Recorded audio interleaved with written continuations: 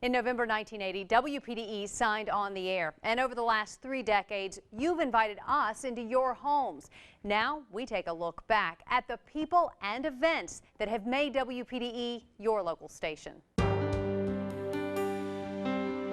May all of us within these walls always use Channel 15 to enhance the lives of people.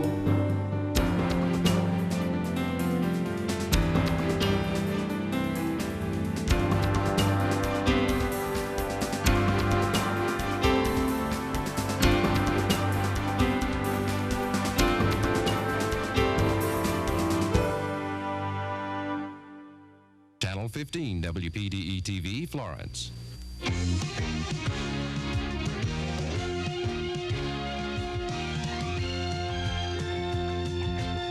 PD 15 News, the 5:30 edition, the PD area's first local report of news, sports, and weather. There were some very smart stockholders here, all local business people, and they found out that the ABC channel was available. And ABC would have been the network if things went the way we hoped they would. I had never been down Cashua Drive, and I drove down there. I couldn't believe it. Here's this huge 20,000 square foot building. It says the Florence Community Coliseum, and out front was a sign that said, "For sale." And then we put the station together. We had to get people from all over the United States to come here. When we opened up, we had an anchor man from Maine and somebody else from Florida, and we brought people from all over, very good people. And from there, we put the station on the air on the 22nd of November. What would it have been? 80? Yeah, a long time ago.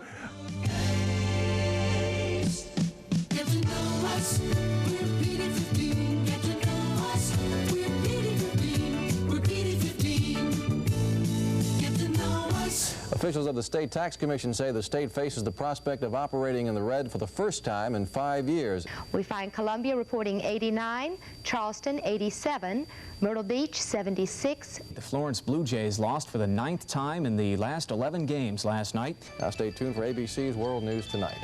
For now, good night. I so very well remember the people of WPDE through the years. As I was growing up and in high school, I remember Jan Pate as an anchor who's now in Chicago. Concerning the possible renovation of the old Pointer School building on the corner. There was no such position as producer. So we acted as anchors and producers and reporters, and any one of us at any time could have done the weather or the sports or what we were ever called upon to do. PD 15 News, the early edition with Al Klensch and Jan Pate. News from the Grand Strand to the Sandhills. We worked really, really hard.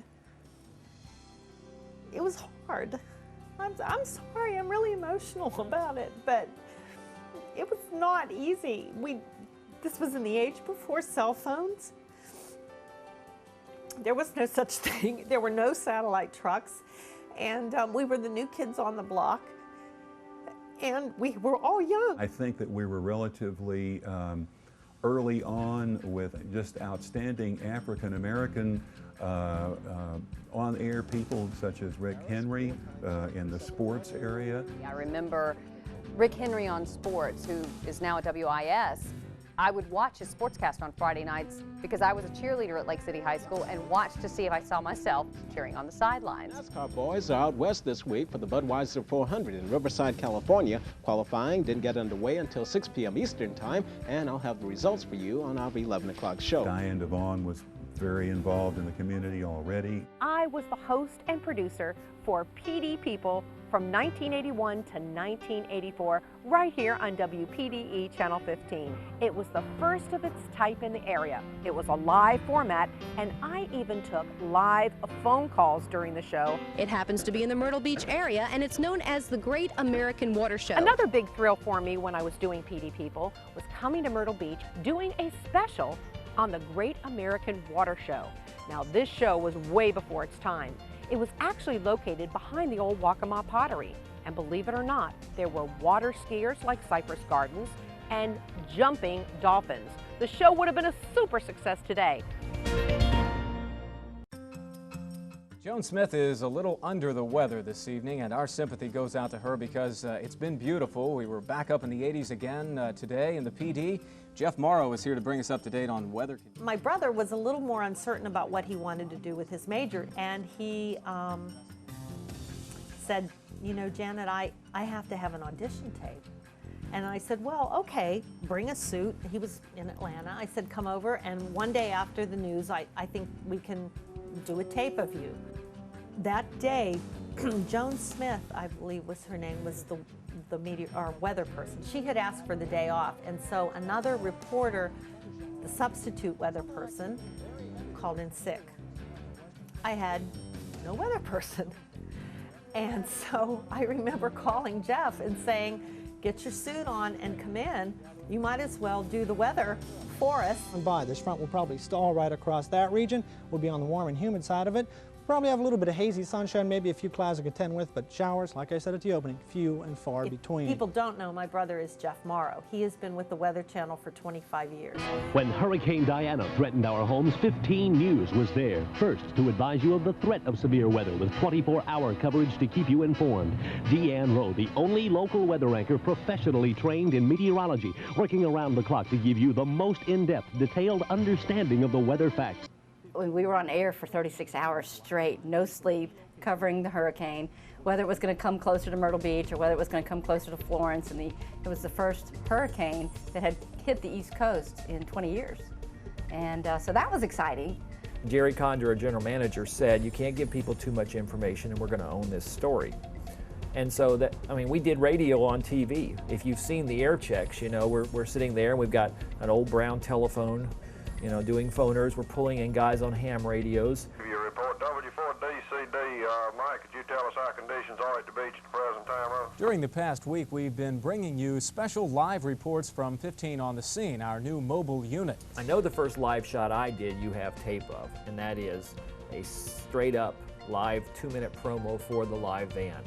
So I'm doing a live shot about the live truck, standing in front of the live truck, which happened to be parked right outside the station. We didn't say that, I just said live in Florence. Now, if you'd like to get a more up-close look, the van will be on display this Saturday from 10 to 1 at Magnolia Mall. In Florence, reporting live, 15 on the Scene, Randall King. And I went on to cover 3 hurricanes here, Bob and Gloria, none of which amounted to as much as Diana, but we had, of course, more capability as we went along. Randall King went out a little bit earlier when we had a brief respite from this situation, and he's with us now. The rain has been picking up and a lot of heavy winds and rain. We had, it was a one-shot link back to our studio in Florence at that time. And so we started off doing that. And when something as big as a hurricane hits, it doesn't matter that you're not the slickest. What matters is that you're there for people. And that's what I take away from that. Good evening, everyone. I'm Randall King. Al Klensch has the night off. And I'm Uze Brown, sitting in for Jan Pate. And thinking of things that were extremely difficult, the Challenger, the space shuttle explosion. Today, the spotlight falls on Lake City, where the town of Lake City is trying to cope with its own grief at the loss of its hometown hero, astronaut Ron McNair. I'll never forget coming home that day and literally walking through my door at home, and I walked through the door and I fell on the floor and I just cried and cried and cried. I cried because it was a national tragedy. I cried because it was a loss of a human being that I had known, that was flesh and blood. And I cried because I felt we had been totally inadequate in trying to meet the needs of all of these news agencies that were coming to us for help. Live from the Eastern Carolinas news source, Sue Abrams, Rick Henry on sports, and Tom Sorrells with the weather outside. It was a Bill Christian idea. Bill was the general manager who hired me and was trying to turn the station around, get things rolling. And he had done the weather outside at WNEP in Scranton, Wilkesboro, Pennsylvania. And he thought it was a great idea. And it was just a great idea until the lightning started coming. And I'd be out there doing the weather and boom, big lightning strike would hit, and I'm ducking them. It was kind of crazy. So there were times that I loved doing the weather outside and times that I really hated it. All across the viewing area, tornado watches and warnings.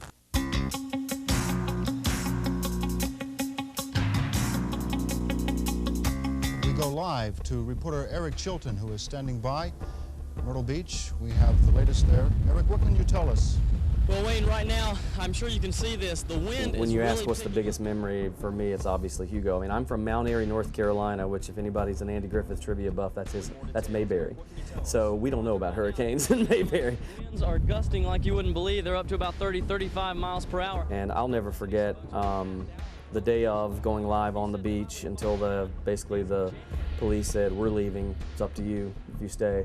I remember we were in the dead bullseye center of the path at I want to say 5 in the afternoon. And #1 destination now, Hurricane Hugo's prime target area, according to the National Hurricane Center in Miami, Florida, is our own backyard, Myrtle Beach, South Carolina. We're now #1. Good evening, everybody. I'm Bob Howick. And I'm Lily Shaw. Folks up and down the Carolina coast are bracing themselves for what could be the worst storm since Hazel in 1954. Our news teams have been keeping an eye on things along the Grand Strand. Sue Abrams is in the pavilion area, right in the heart of Myrtle Beach. Obviously not an activity center at the moment. Sue? That's exactly right, Bob. Well, just since the last half hour has elapsed since we last talked, the winds have picked up dramatically. It's about, I would say, 40, 50 mile-an-hour winds. Remember, we had the mast tied off. We had ropes tied to all that rope I had. We had trucks pulled up at 3 different areas and actually made like guy wires to hold the mast while we did that last live shot. And Sue, everybody has been asked to pull out down there.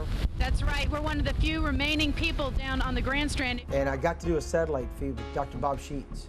It was the coolest thing ever. We'd never done a satellite talkback. You know, ooh, that's so cool. Dr. Sheets is actually on the air with me. And now that happens. Anytime there's a hurricane. Tell us about Hugo. It's grown this afternoon. How big is he now? Well, indeed it has grown because it's gotten a little larger. The eye has sort of tightened up and the winds have increased. Now we're looking at Category 4 hurricane. And as it tore into Charleston at midnight, we were trying to stay on the air. The eye of the storm is now covering Charleston, South Carolina. But then at some point, they shut down the power grid. So everyone in Carolina went dark. We've been through small tropical storms. I've never been hit by anything that big. And we forecasted it, we stayed on it. Our competitors pulled everybody out of the beach. So for those of us who were here at the time, it was very much a defining moment for us. And we were driving over right over here, the waterway at Waccamaw Pottery when it was there, and the live truck went up on 2 wheels, and that was probably the scariest I'd ever been. That shot that we use of driving up into Garden City and you can see through the Kingfisher and Sam's Corner, everything's devastated. And we took a right and there were just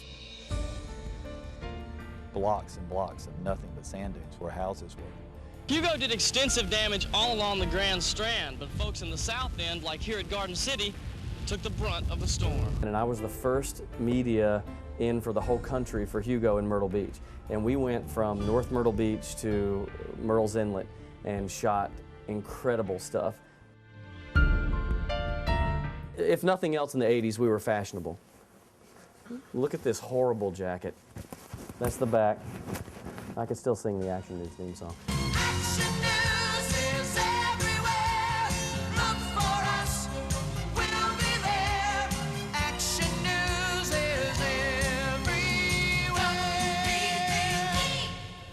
I came in as a part-time reporter. I also did the News on the Hour cut-in. Good morning, everyone. I'm Allyson Floyd. A suspect is in custody in Horry County in connection with the shooting death of a North Carolina man. The person who actually trained me and I was training to take over her position was Nancy O Dell. Of course, my very first on-air job was at WPDE. Thank you very much, WPDE. Good afternoon, I'm Nancy Humphreys. Former Japanese Prime Minister Nakasone says Hussein seems serious about ending the Gulf crisis.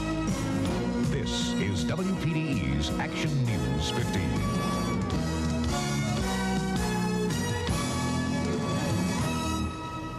Well, we are here, January 15th, 1991, just 30 minutes away from possible war. We heard this ding, ding, ding, ding, ding, ding, ding, ding, ding. We ran over to the AP machine and we pulled it up. And it said, I don't even think they said breaking news back then, but it was alert, alert. War starts, war begins. And for us, that was the very beginning of Operation Desert Storm. Clay, as you well know, one instance in which the A-10 can really shine is during a ground war.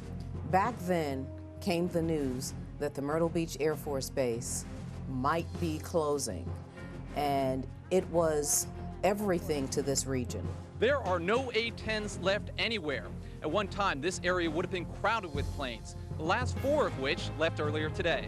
Myrtle Beach Air Force Base, South Carolina, is officially inactivated. Meet TV 15's new meteorologist, Ed Piotrowski. My last name, Piotrowski, is not the easiest one in the world for people to remember or even pronounce. So they put together this commercial where people were trying to pronounce my name. And it's pretty funny to hear the different pronunciations and talking about who's that rascal and so on and so forth. So it got my name out there, which was really cool before I ever stepped foot in the station. When you think about the weather, think TV 15's Ed Piotrowski, a name you can't forget. You're watching WPDE TV 15. And now, Steve Hawley, Tiffany Cochran, meteorologist Ed Piotrowski, and sports director Bob Mahalik. It is. Ed promised we'd have sunshine, but I think he's overdone it just a little bit. I'll say, it got better than 90 degrees in many locations today. To be the industry leader meant we had to have the best talent delivering our... We all got together and put together a plan, and it was a team effort, and said, all right, we're going to become News Channel 15, and we're going to be the best news station we can be with every resource that the company invests in us, and that was our goal. News Channel 15, Carolina's news channel. And now, News Channel 15 at 6 with Dave Gilbert, Tiffany Cochran, Ed Piotrowski, Terry Gurn, and Allyson Floyd. And it was really exciting to see all of these changes happen, and then to debut that set at the beginning of 1996 was just an amazing thing. Our health reporter Allyson Floyd is joining us now to explain. Allyson. Well, there are only 2 places in this country that have too much fluoride in the water for infants. It was awesome because, you know, we were expanding into an area that we wanted to be in. It was great to be a part of that. The race is heating up. With a win in Arizona, Steve Forbes is on a roll, but Bob Dole is not giving up. We interrupt our regular programming to bring you this News Channel 15 special weather report. And once again, good afternoon, everyone. I'm Dave Gilbert of the News Channel 15 News Center with this Hurricane Bertha. The very first hurricane I remember covering wall to wall was, of course, Hurricane Bertha back in 1996. And for me, being down at the Myrtle Beach Pavilion at the time, we experienced hurricane force conditions. It was the first real shot by a hurricane we've had since Hurricane Hugo. Slowly weaken, and number 2, hopefully it will give it enough nudge to push it out to the east a little bit more and spare the immediate coast of South Carolina. You know, we learned a lot of lessons during Hurricane Bertha. We applied those when Hurricane Fran came through just a couple of months later. Reporter Victoria Spechko is there. And Vic, what does it look like where you are? Well, Tiffany, the rains, as we've been mentioning, have picked up. The winds have been picking up considerably over the last 15 to 20 minutes. The hurricanes absolutely were just a huge part of what I feel made us who we are in the market, because we did hurricane coverage that people just hadn't seen in this area before. I was more an in-house reporter for those, so I was in the studio giving updates continuously. They have about 13,000 customers who are without power. Dave Gilbert, Allyson Floyd. When Tiffany left, I became the co-anchor with Dave Gilbert. He was our news director and our co-anchor. Good evening, and thanks for joining us for News Channel 15 at 6. I'm Allyson Floyd. And I'm Dave Gilbert. The passing of Dave Gilbert is one of the toughest times in my life. For the station as a whole, it was devastating. He was the glue that held us together. He was our cheerleader. He was always supportive, always. A co-anchor is not just a co-worker. A co-anchor is like, I always laugh and call him my TV husband, but that's what it is, and that's that relationship. We have a bond.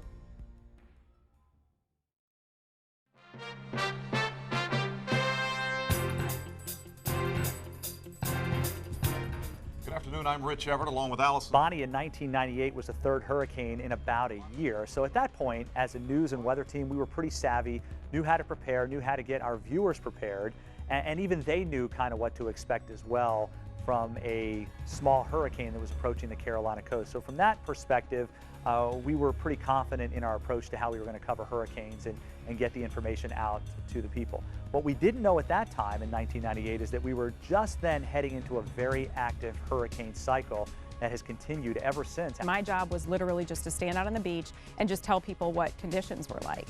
And so I put on my yellow rain slicker and stood out there, and we counted at one point years ago. I think we went live like 200 and something times. Damage is not so much the gusts, but we're having higher sustained winds, and they're just constantly beating against the objects down here, and they're really just wearing them down. Sure sign that we told you is you can see that there it goes. The rest of it's flying through the air, as you can see, breaking off, going towards the ocean right now. My photographer and I were sitting there, you could see it just blowing in the wind, and we're like, that thing is not going to last another 10 minutes. So we let him know. We're like, look, we've got this sign. It's about to come off. Strong winds, heavy rain. What's ahead for the Carolina coast? Stay with WPDE News Channel 15 for expanded team coverage of Hurricane Floyd. Hurricane Floyd in 1999 was one of the scariest hurricanes I can recall in all the years I've been doing this, and it's simply because 2 or 3 days out, Hurricane Floyd was nearly a Category 5 hurricane in the Bahamas. It prompted the single largest peacetime evacuation in American history. What we learned more from that hurricane than anything else is what rain is capable of doing. We have some breaking news to let you know about. A water spout off the shore of Myrtle Beach has now come ashore. Chief Meteorologist. I remember calling my boss, Victoria Spechko, trying to be as calm as I could possibly be and say, Victoria, you're not going to believe this, but there's a tornado on the ground in Myrtle Beach. We need to get on the air immediately. And I get this call from Ed Piotrowski, and there's a tornado. It just went over the weather center. And I'm on the phone with him, and I couldn't believe it. And he said, I think we can get it on the tower cam. And we had a monitor that was a tower cam there at the pavilion. And I look, and I'm like, it's like a tornado. What in the world? And at the same time, the phone's ringing, and Ed's like, we've got a water spout that's coming on shore, and it is a tornado, and it's right here on the beach. All right, can you guys hear me? I can hear IFB, but I can't see anything, so you're gonna have to let me know when stuff's up. All right, can you still see that shot, right? Even though the power had gone out to just about everything in the weather center, for some reason there was power to the tower camera. We were able to turn that around and see this massive funnel cloud turn into a tornado right there before our eyes, literally a block from the weather center. Breaking into programming to bring you the latest on the tornado that touched down today in Myrtle Beach just after 4 o'clock. Now let's go ahead and take a look at some of that video that we did shoot earlier this afternoon. You can see the damage to the balconies and the blown out windows here at the Bar Harbor Hotel. Now directly in front of the hotels, you'll see the 2 buses that overturned. Captain Dan Samini with Myrtle Beach Fire tells us there was about 6 people on board the buses. None of them, thankfully, were seriously injured. I was on Highway 544 in my car, and our morning anchor Karin Mallett called me and said, a plane just hit the World Trade Center.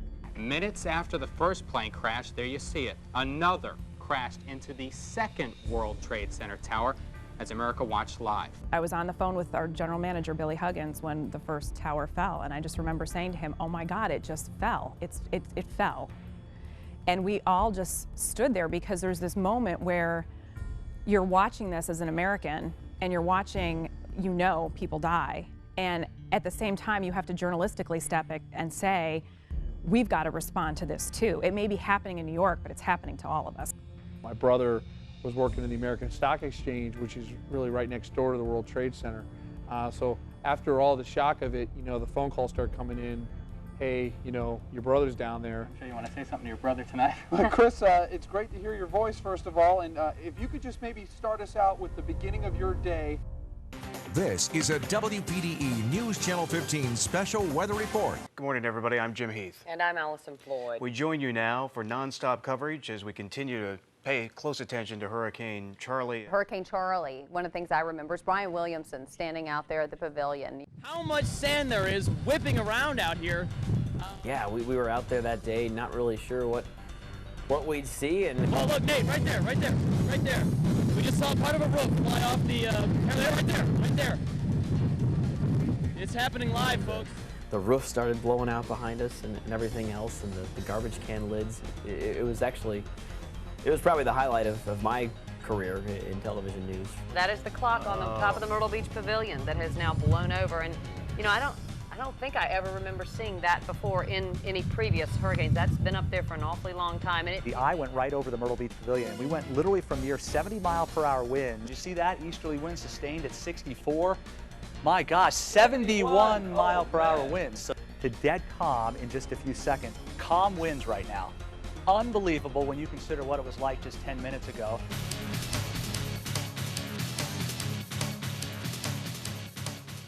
Good evening and welcome to another edition of the End Zone. When I first got here, it was a little overwhelming. The competition had a very strong product.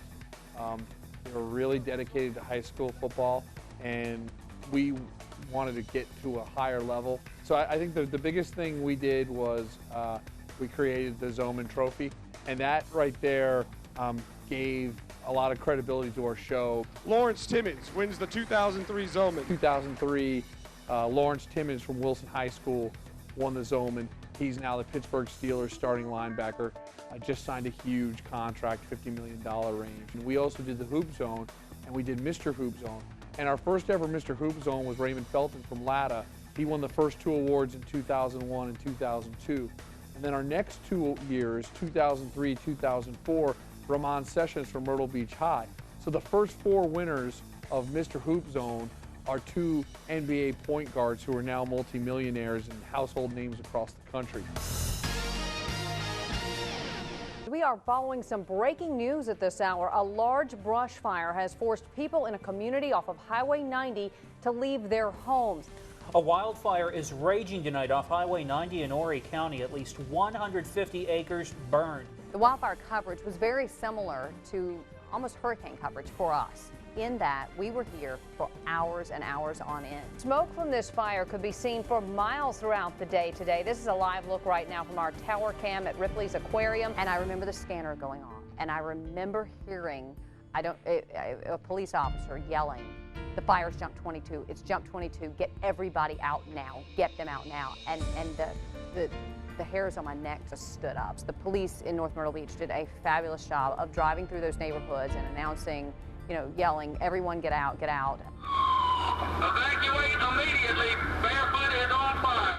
News Channel 15's Joel Allen was evacuated for this fire, along with 2,500 other Barefoot Resort and Pelican Bay residents. This is Club Course Drive, and as you can see, there is so much devastation. And here I found a tale of 2 conflicting emotions: happiness for those of us whose homes were spared, and grief for those who lost so much. It's one of those situations where this is not just news we're reporting on, it's affecting us as well. As you can tell, we are broadcasting tonight from a temporary set at our News Channel 15 studio in Conway, as we have begun construction on a new set. We decided we needed a new set long before we got it. We had been on that set since 1996. And to go from what we used to like to call our tiki new set, looked like a tiki bar, if you will. I compared it to like a bamboo tiki bar. We worked with our general manager and got a local team to build it, which I'm incredibly proud of. But it was a lot of trial and error. It was a lot of us doing a lot of physical work by ourselves.